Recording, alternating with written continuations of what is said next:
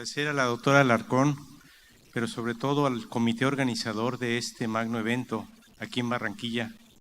Realmente han puesto el corazón por delante, sin contar el tiempo y el esfuerzo para que todos nosotros tengamos un gran congreso. El tema que nos ocupa es el panorama actual de las guías de la artritis reumatoide. Los reumatólogos desde hace muchos años estamos escuchando acerca de las guías y escuchamos tanto que nos llegamos a cuestionar si estos documentos realmente son de utilidad para lo que hacemos todos los días, que es el manejo de los pacientes.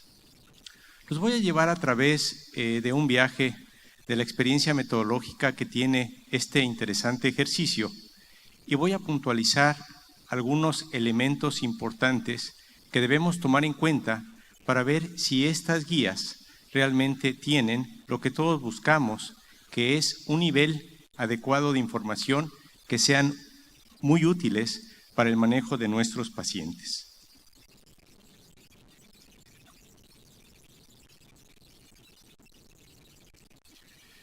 Tengo conflictos de interés, que es muy importante que se los comente. He trabajado con una gran cantidad de productos que tienen que ver con el manejo farmacológico de los pacientes con artritis reumatoide.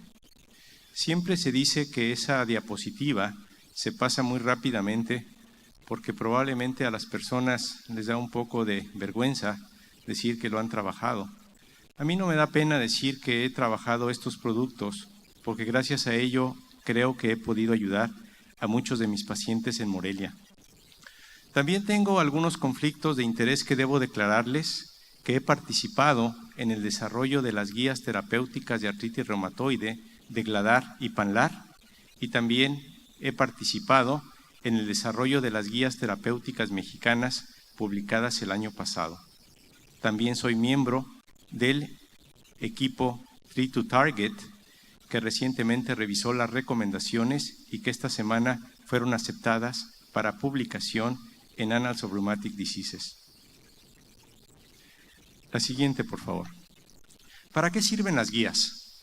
Estrictamente hablando, las guías parecen ayudarnos para estandarizar la práctica clínica, que lo que se hace en Bogotá, se hace en Barranquilla, se hace en alguna ciudad centroamericana y en alguna más en la Ciudad de México. Y esto pudiera teóricamente ayudar a mejorar la calidad de la atención y también los pacientes pudiesen tener un control óptimo de la enfermedad. Frecuentemente se argumenta que las guías terapéuticas también se han desarrollado para tener un uso más racional de los recursos sanitarios. Todas estas oraciones creo que realmente pudieran fundamentar la utilidad de las guías, pero estoy seguro que muchos de ustedes se habrán preguntado si realmente las guías terapéuticas sirven para algo. Yo me lo pregunto constantemente y yo creo que al final podríamos comentar algo de esto. La siguiente, por favor. Cuando ustedes revisen documentos que tengan que ver con guías, van a encontrar una serie de términos que no son sinónimos. Van a hablar, algunas de ellas, de consensos, algunos hablan que se trata de un documento postura. Las europeas, por ejemplo, hablan de recomendaciones y algunas más, como la colombiana, hablan de guías de práctica clínica. Déjenme decirles que no son exactamente lo mismo y tienen criterios metodológicos diferentes.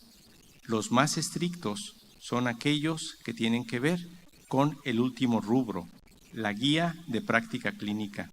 Son los metodológicamente más sólidos. Cuando nosotros nos enfrentamos ante un documento de este tipo, no quisiera yo que rápidamente tuviéramos algún tipo de rechazo. Quisiera que entendiéramos que el desarrollo de ese documento tuvo un ejercicio académico muy intenso, donde un grupo de personas hizo el trabajo para nosotros, revisó la información disponible, categorizó la evidencia que ahí teníamos y al final emitió algunas recomendaciones. Casi siempre nos estamos nosotros enfrentando a esas recomendaciones que de alguna manera estamos leyendo, estamos viendo si se ajustan a nuestro pensamiento científico, a la manera como practicamos la medicina, y de acuerdo a ello decidimos si esa guía realmente pudiera ser aplicable a lo que nosotros hacemos con nuestros enfermos. La siguiente, por favor.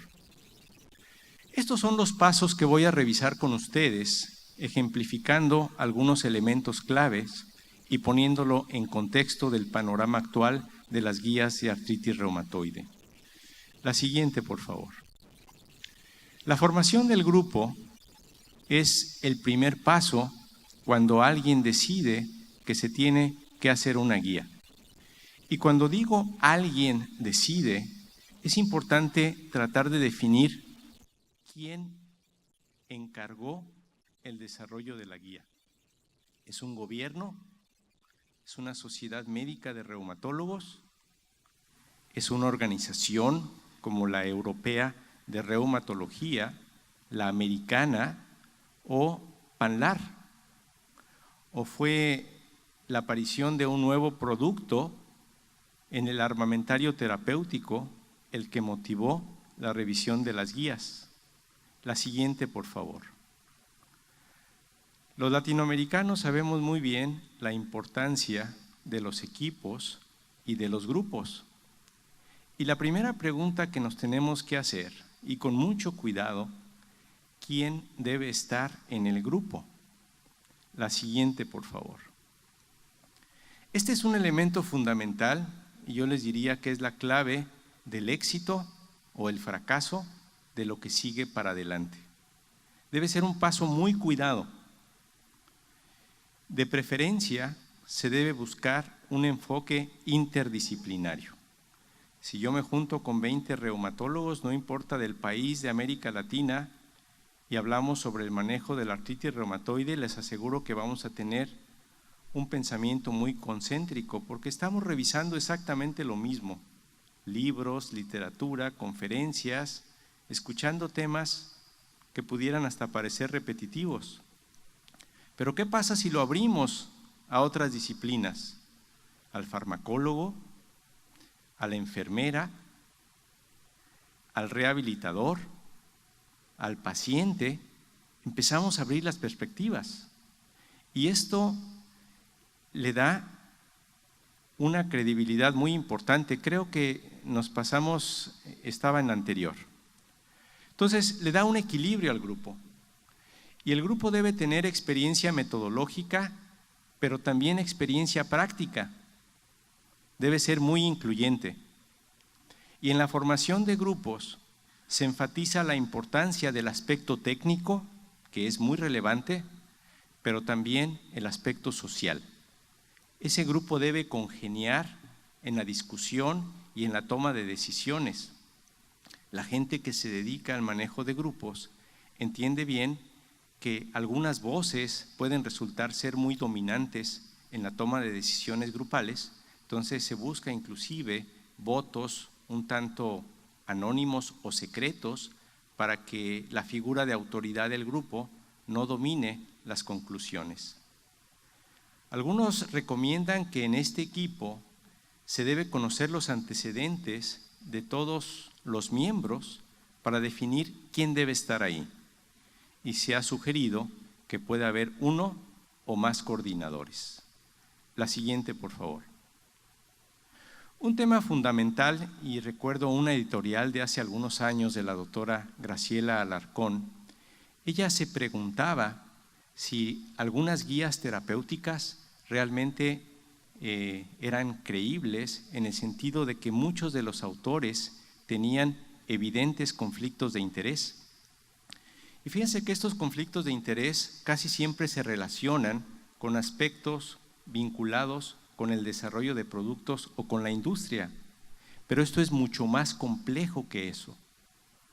Puede haber conflictos de interés inclusive desde el punto de vista académico, que para avanzar en nuestra carrera de investigadores y de profesores universitarios que cuentan mucho las publicaciones, a lo mejor empujo una o más publicaciones y mi interés está basado no en el desarrollo de productos, sino en algunos aspectos que pueden tener que ver con las conclusiones y el acelere que podamos dar a este proceso. Esto debe estar claramente manifestado, pues le da credibilidad. Y fíjense que es un aspecto bien complicado, especialmente en América Latina. ¿A quién invitan para que sea la voz de autoridad, la voz que puede opinar sobre tal o cual tema?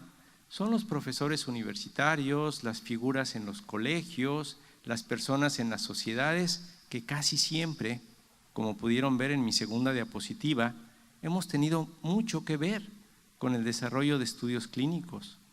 Entonces, esto se ha cuestionado si debemos ser estas personas, como su servidor, con conflictos de interés, las que desarrollemos estas guías. Y se han propuesto algunas soluciones. Por ejemplo, recientemente se presentaron las del Colegio Americano de Reumatología y el coordinador de esas guías manifestó no tener ningún conflicto de interés. Las guías colombianas claramente muestran que el responsable de las mismas no tiene ningún conflicto de interés. Esto no es fácil de encontrar. Entonces, la selección del coordinador debería ser una persona que no tenga conflicto de interés. Sin embargo, se piensa que esas personas que tienen más experiencia deberían de alguna manera ser contactadas para opinar y se ha pensado que deberían tener tareas muy dirigidas. Un comité define quién de ese grupo tiene o no conflictos de interés y un aspecto fundamental es el financiamiento. Y estamos en retos importantes.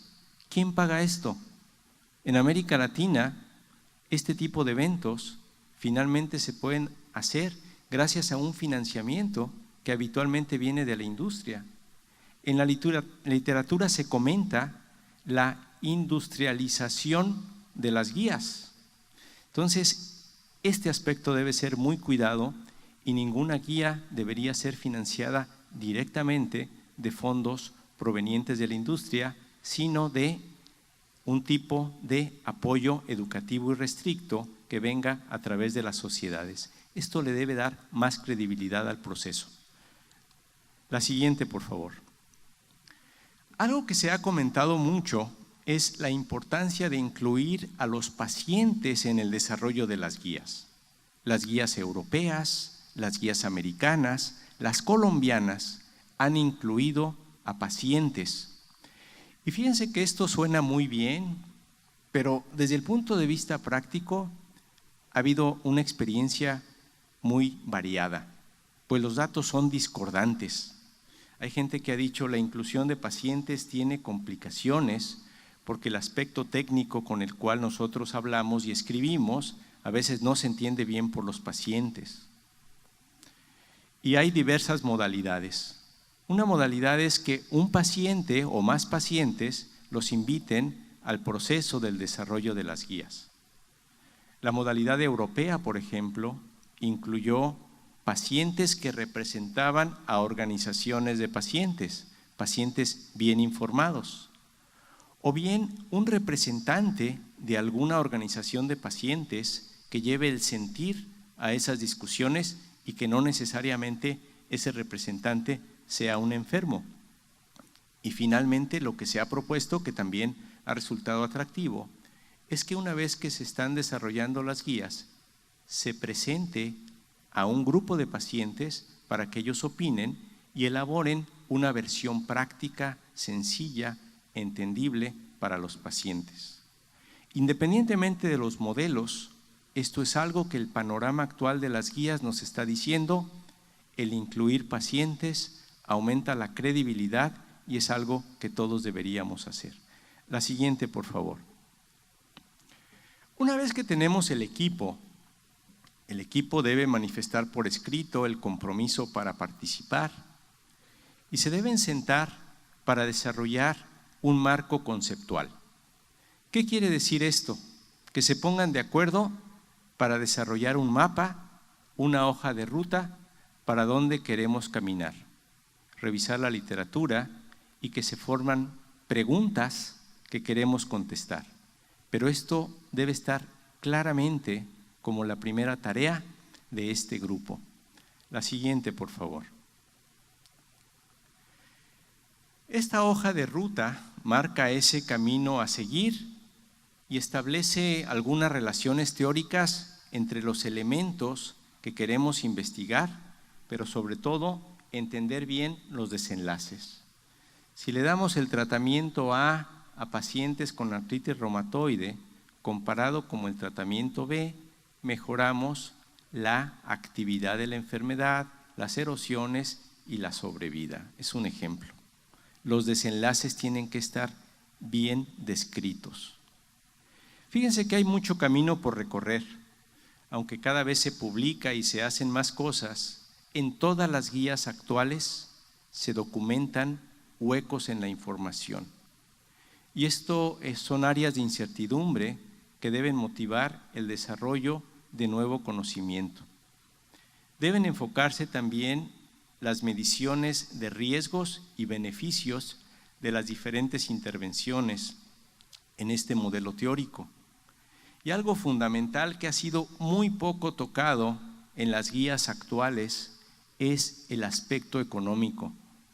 Vivimos en una zona del mundo donde estamos todos muy preocupados por los altos costos de esta enfermedad y los tratamientos que estamos utilizando.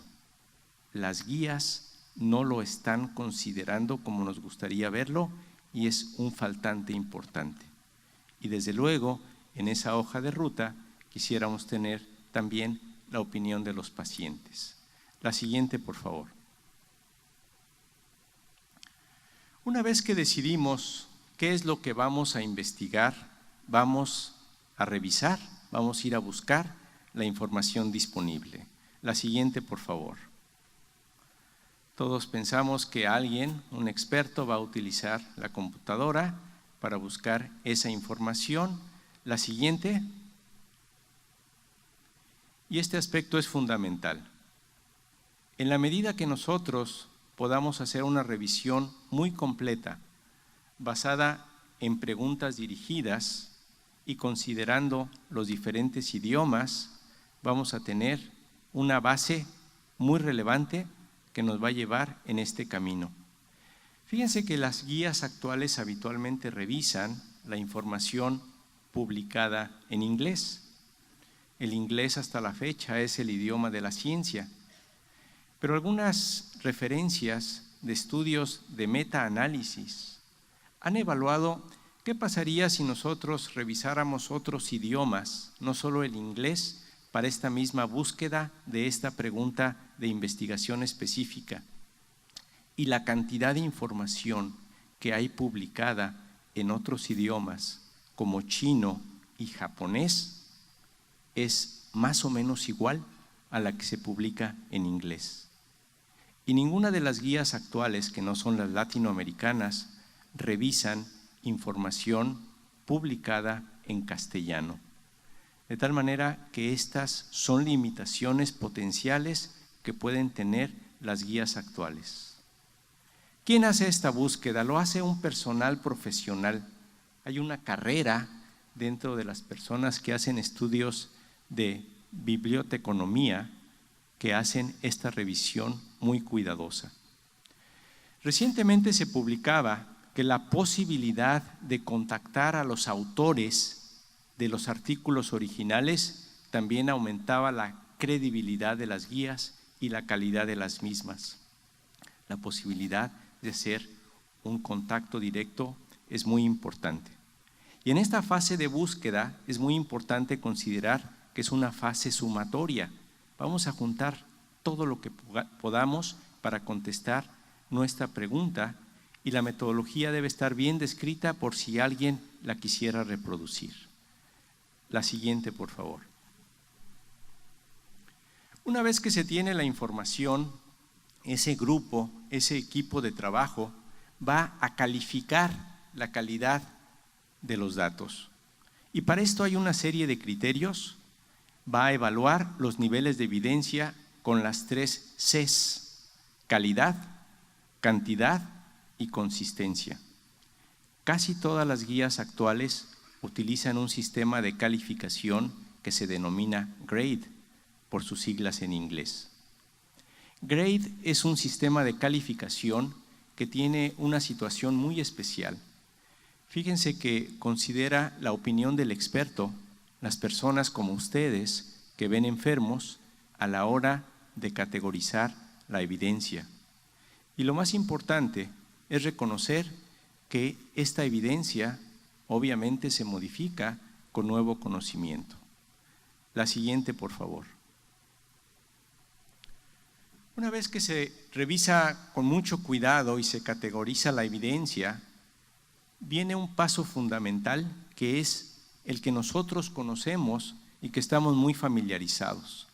Hasta aquí diría yo que es algo que todos los reumatólogos nos sentimos muy cómodos y hasta ahí hemos recorrido el camino juntos a través de los últimos años con la ACR, con los europeos y algunas guías latinoamericanas. La siguiente, por favor. La elaboración de recomendaciones pues tiene que ver con esta revisión cuidadosa y estandarizada de la evidencia. Debería ser de preferencia independiente y estas recomendaciones, antes de ser aceptadas, también deberían ser revisadas por un comité independiente que no tuvo nada que ver con el desarrollo de esta revisión. Deben tener una aplicación práctica para nuestros pacientes y tener esta revisión externa. La siguiente, por favor.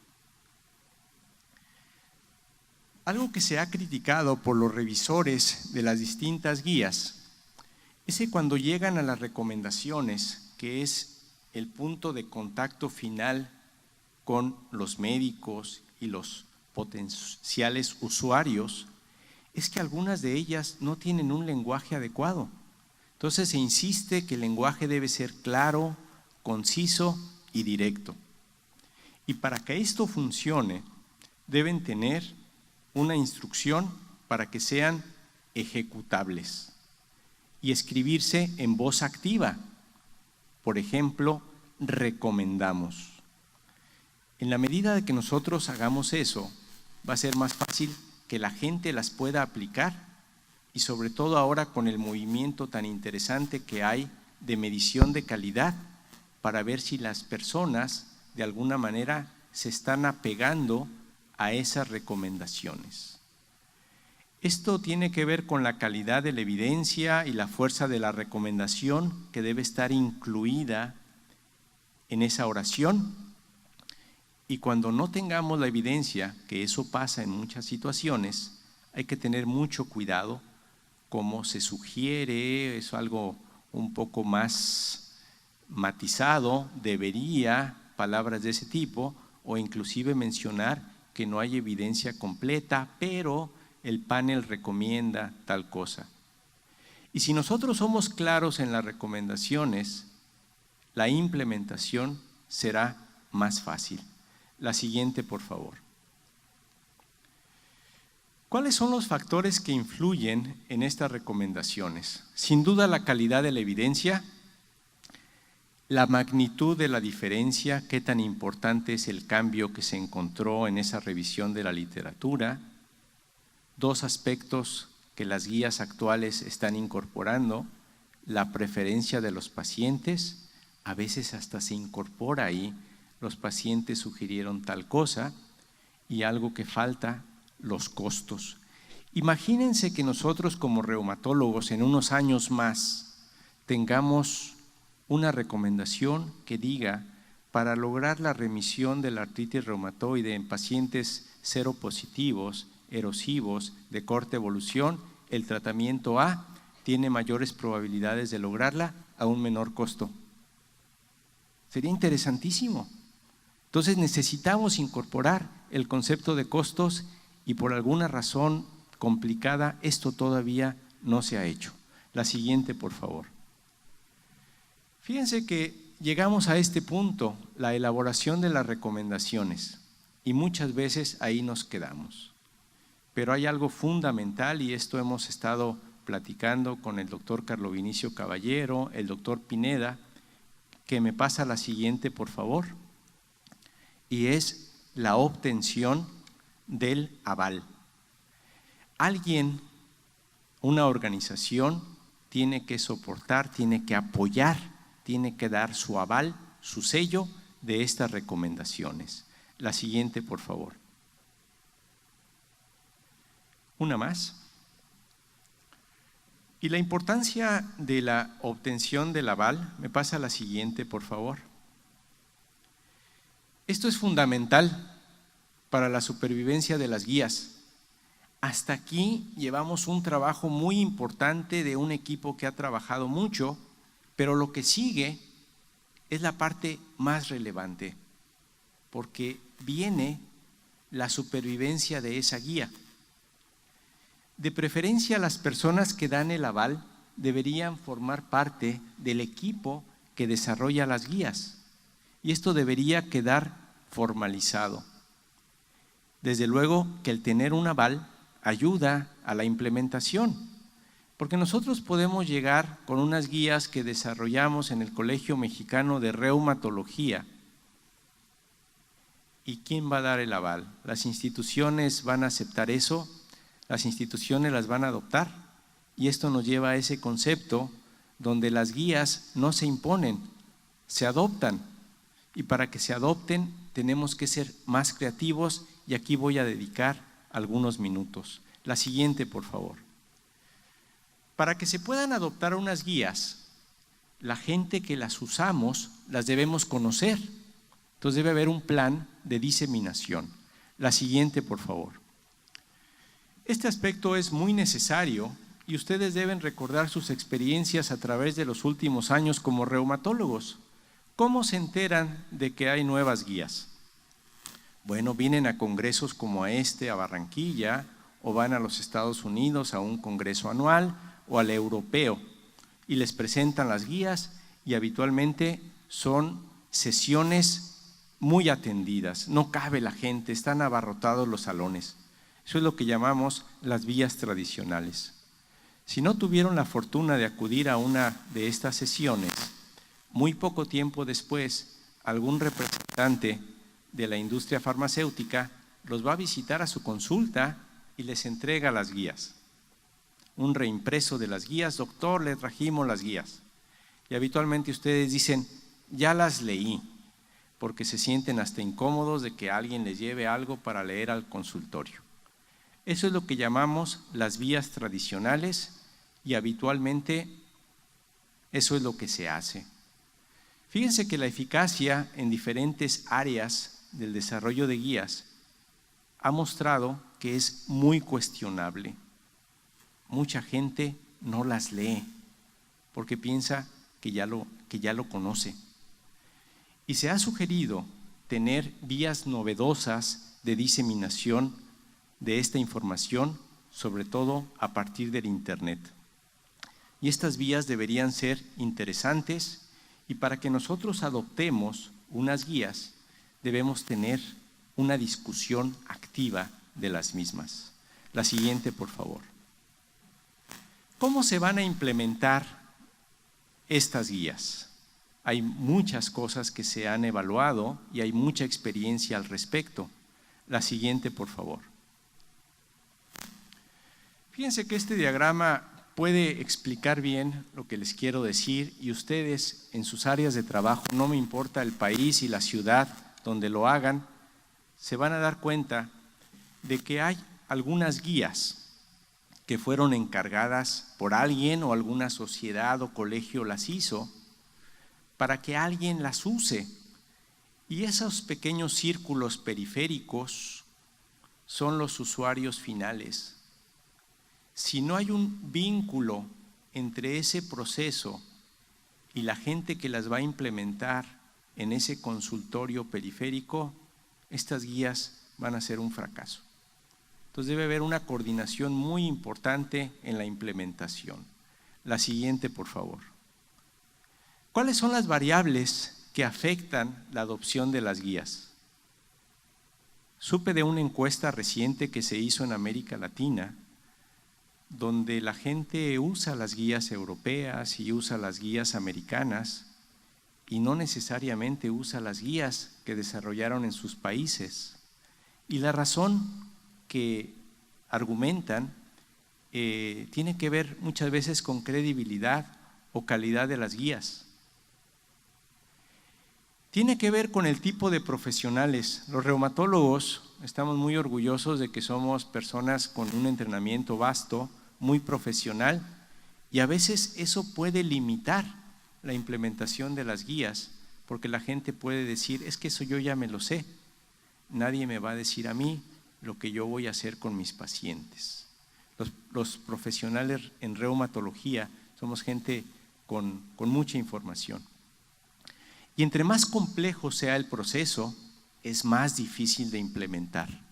Y el manejo de las guías terapéuticas en artritis reumatoide hablan de pacientes con comorbilidades, con situaciones muy especiales que hacen compleja la toma de decisiones. Las características de la práctica tienen que ver con esto. Y fíjense que algunos incentivos se han evaluado en otros países para ver si se pueden adoptar más fácil las guías. Hay incentivos de tipo legal, donde cuando algo no va bien, se puede argumentar que la gente no se apegó a las guías y puede ser usado en su contra. Y eso ha llevado a que algunos temas implementen más rápido las guías.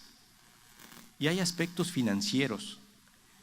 Ustedes se pueden imaginar qué pasaría si en un futuro, en su lugar de trabajo, les dijeran, doctor, si el 80% de sus pacientes con artritis reumatoide los tiene usted en remisión o en bajo nivel de actividad en base a la revisión de un comité externo, usted va a recibir un incentivo económico porque está haciendo muy bien su trabajo. ¿Ustedes creen que no implementarían las guías si ese incentivo económico fuera interesante? Estoy seguro que sí. Entonces, es muy probable que esto vaya a ocurrir en un futuro, porque además es algo que a todo mundo le conviene, especialmente a los pacientes. En algunos lugares se ha empleado que las guías pudieran regular la práctica médica y en algunos más los pacientes están empujando la adopción de las guías. La siguiente, por favor. ¿Qué puede funcionar para que estas guías no queden en recomendaciones y en un papel guardado en un escritorio? Fíjense que ha funcionado bien las estrategias in situ. Cuando tenemos residentes, tenemos médicos en formación y tenemos un paciente, preguntarle ¿qué tratamiento le vamos a dar? Pues vamos a darle metotrexate 15 miligramos cada semana, ¿por vía oral o parenteral? ¿Por qué me pregunta eso, doctor? ¿Qué dicen las guías?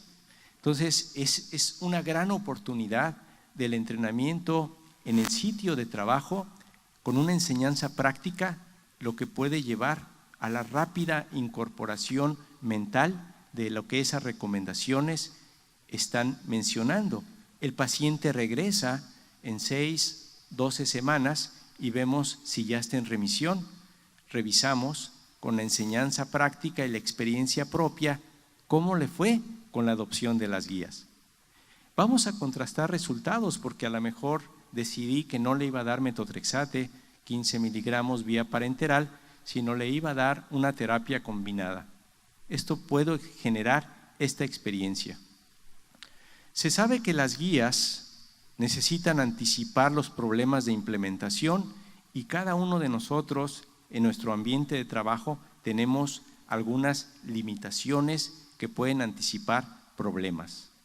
Deben evaluarse periódicamente y desde luego que esto puede perfeccionar el sistema. La siguiente, por favor. En la implementación debemos tener una atención muy especial de cómo lo vamos a hacer, debemos compartir experiencias, considerar que puede haber entornos diferentes donde algo funcione mejor.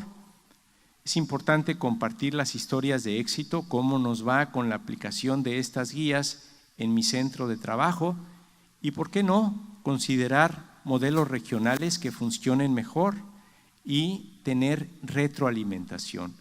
Esto es fundamental para que las guías realmente lleguen a lo que nosotros queremos que hagan, que es optimizar el manejo de estos pacientes. La siguiente, por favor. La actualización es algo que habitualmente se comenta en todas las guías.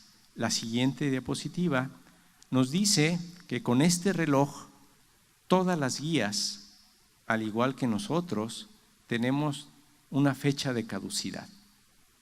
Las guías a veces inclusive nacen con serios problemas porque se desarrollan más o menos en un año, de ahí a que se mandan a publicar, se revisan y se publican, tardan otro año, y no es nada raro que las guías digan, esto le pasó a las canadienses, que deberían actualizarse en 2 años, y la revisión de la literatura justo se hizo 2 años atrás.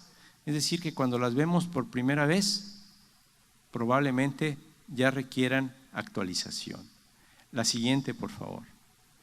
La actualización es necesaria porque hay avances terapéuticos en todas las áreas y se han discutido varios modelos.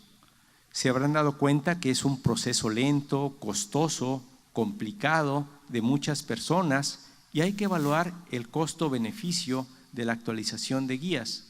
Inclusive se propone algún método de actualización más o menos rápido, donde las personas revisen en qué puntos ha habido progresos y se hagan algunas modificaciones a las recomendaciones cuando esto sea pertinente. Esto se debe plantear desde un inicio y cada cambio que ocurra a las guías debe seguir el proceso de información e implementación. La siguiente, por favor. Vamos a hablar brevemente de algunos ejemplos recientes. Tenemos las guías canadienses, las europeas y las del Colegio Americano de Reumatología. Las latinoamericanas no las mencionaré, pues tendremos después un simposio que toca específicamente este tema. La siguiente, por favor. A mí me gustan mucho las guías canadienses, porque fíjense que las guías canadienses fueron una guía de guías. Ellos revisaron 52 guías terapéuticas, entre ellas las que desarrollamos en PANLAR, para evaluar la calidad de la evidencia. Ellos consideraron dentro de su sistema nuevas preguntas que estas guías en la literatura internacional no tocaban y evaluaron 2 sistemas, el GRADE y uno que se llama AGREE, que le da una calificación a las guías terapéuticas y está publicado en el Journal of Rheumatology en 2 números diferentes. Uno tiene que ver con eficacia y otro tiene que ver con seguridad. Estas guías fueron tomadas como fuente de referencia y a partir de ahí nosotros actualizamos y desarrollamos las guías mexicanas. Porque la gente se pregunta si vale la pena empezar de cero cuando ya hay tanto camino recorrido por otros metodólogos. La siguiente, por favor. Las europeas fueron publicadas en el 2013 y a diferencia de las anteriores, ellos emiten recomendaciones. Ellos tuvieron cambios puntuales, revisiones específicas en el uso de corticosteroides que faltaban en las anteriores. Y es interesante, había una editorial del doctor Kirwan de la Gran Bretaña donde decía que alguno de sus alumnos de medicina le había cuestionado que por qué las guías europeas no incluían nada sobre corticosteroides. Un alumno de medicina. Fíjense qué interesante, y ahí se reunieron muchos expertos y no se les ocurrió que había que hablar de corticoterapia en las primeras guías. Las guías europeas cuestionan el uso de terapia combinada en artritis reumatoide, a diferencia de otras guías que las puntualizan como un elemento importante, fundamental. Ellos lo cuestionan y piensan que la evidencia disponible no permite emitir recomendaciones del todo favorables. Algo interesante en estas guías europeas es que el uso de los biológicos ahora están en el mismo escalón terapéutico después de falla a fármacos tradicionales y los ponen a todos en el mismo escalón y ya incluyen tofacitinib en caso de falla a biológico. La siguiente, por favor. En la siguiente diapositiva vemos las del Colegio Americano de Reumatología, presentadas en Boston hace algunos meses. Estoy seguro que muchos de ustedes estuvieron ahí. Se presentaron y se insistió que esto era un borrador y ofrecen la publicación tentativa en el 2015.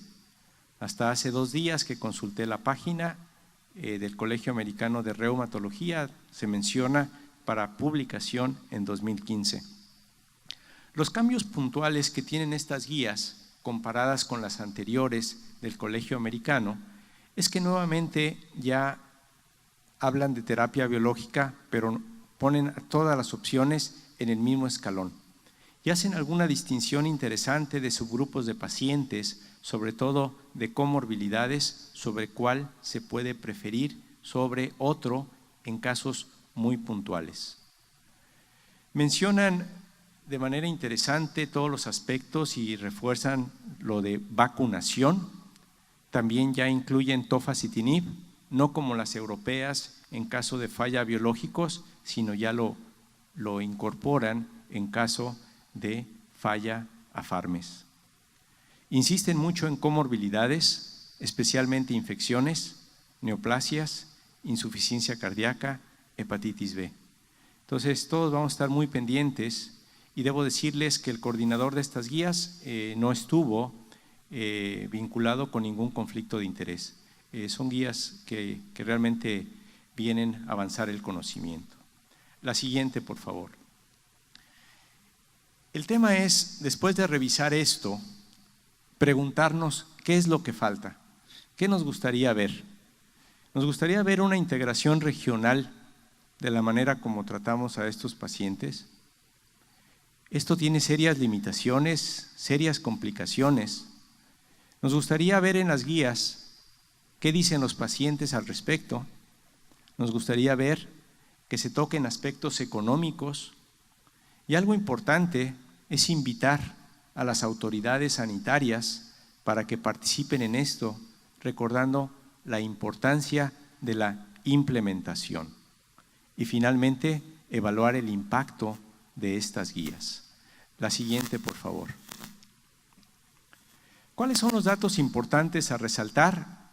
Nosotros como reumatólogos quisiéramos tener guías que están adaptadas a la práctica clínica, reconocer el aspecto temporal de las mismas, debemos entender a todos los que las vamos a usar y a las entidades que las apoyan.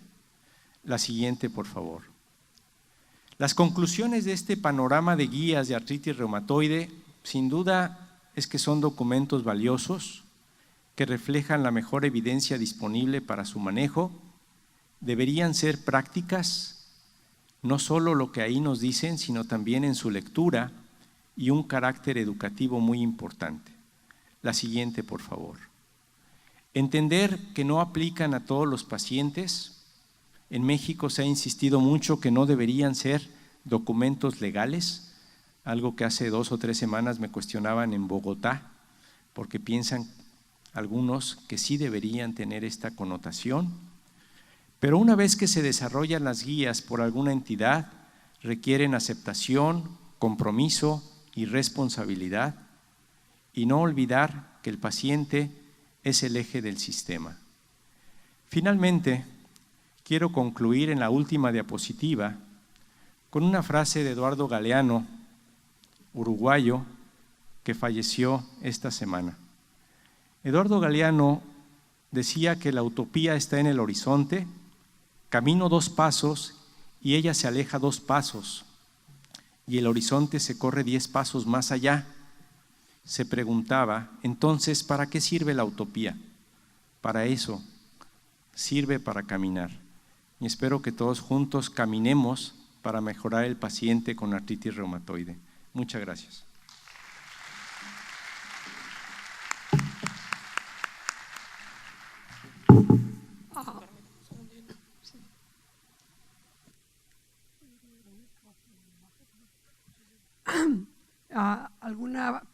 pregunta o comentario sobre la charla del doctor Cardiel? Por favor, hay un micrófono que está circulando, que levanten la mano y se lo pueden acercar.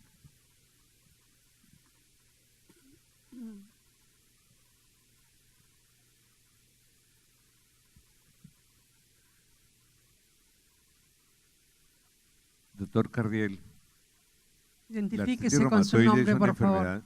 Se identifica quién es usted, por favor. Me llaman Luis Fernando Medina Quintero, soy internista reumatólogo y ejerzo la profesión en Cali en un hospital universitario. Muy interesante su charla, doctor Mario. La artritis reumatoide es una enfermedad muy complicada y a uno le llama la atención cuando se redactan estas guías, ¿por qué no se tiene en cuenta las comorbilidades? Porque una situación es artritis reumatoide de inicio temprano en una persona joven y tener artritis reumatoide de inicio temprano en una persona de la tercera edad, pues que todos sabemos que cuando uno ya está en apoptosis tan avanzada también tiene comorbilidades. Gracias, doctor Medina. Fíjese que sí, el tema de las comorbilidades es algo que se viene tocando en las últimas guías. Por ejemplo, las guías europeas lo mencionan. Las guías brasileñas tienen especialmente un capítulo sobre comorbilidades.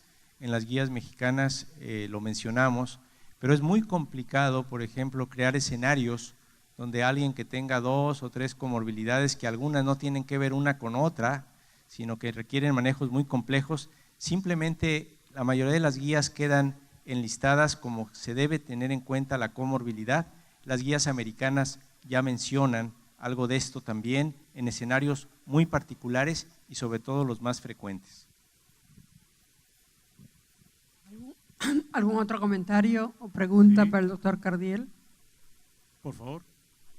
Alonso Cortina, de Cartagena, también internista, reumatólogo y profesor universitario. Excelente su conferencia, doctor Cardiel, como todas las que le he escuchado. Y más que pregunta, es un comentario que a lo mejor lleva implícita la pregunta.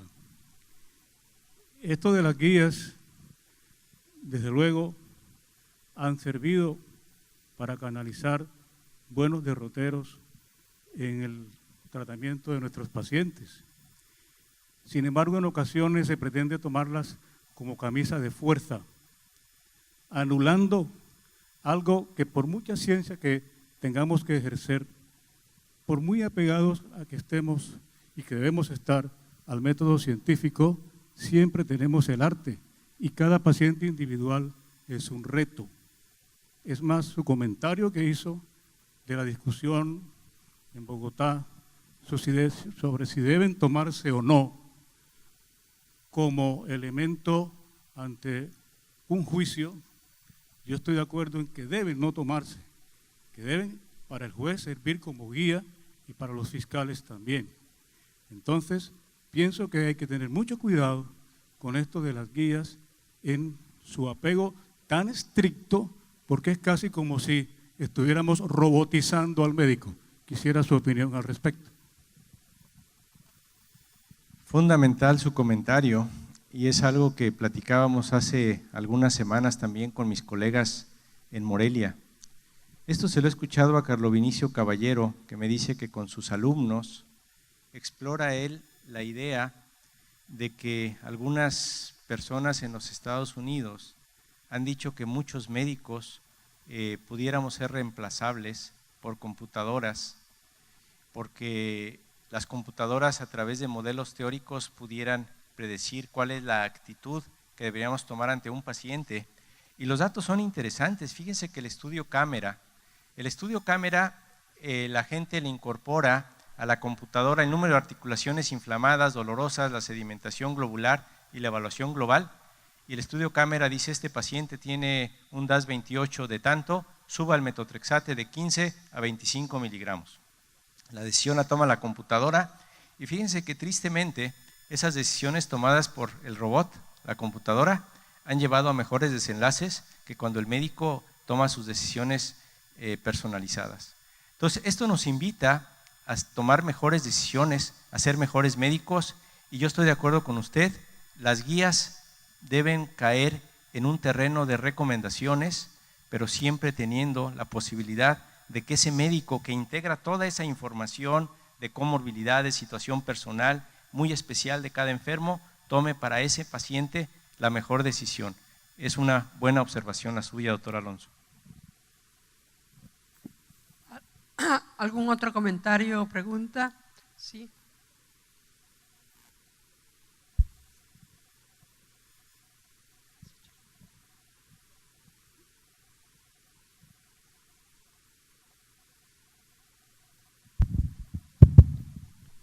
Maestro Carriel, Roberto Campuzano de Ecuador. Pregunta respetuosa. Los pacientes, el interaccionar de los pacientes es positivo, así como en el proceso de enseñanza-aprendizaje.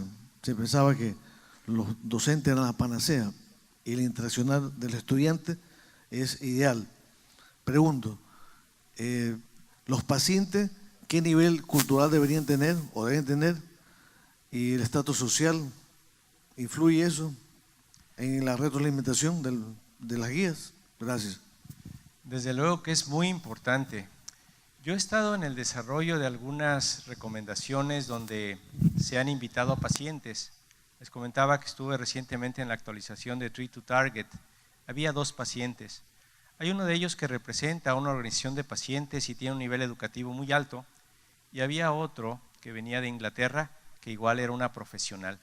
Entonces, lo primero que uno hace es tratar de trasladar el escenario potencial para América Latina, y el tipo de pacientes que habitualmente están representados en esos foros son los más educados, que no son los de la consulta de todos los días.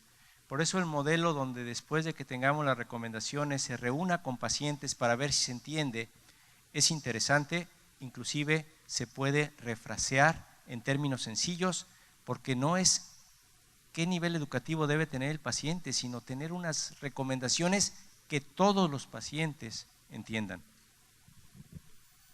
Bueno, damos por cerrada la sesión plenaria y pasamos al simposio inmediatamente en esta misma sala. Muchísimas gracias.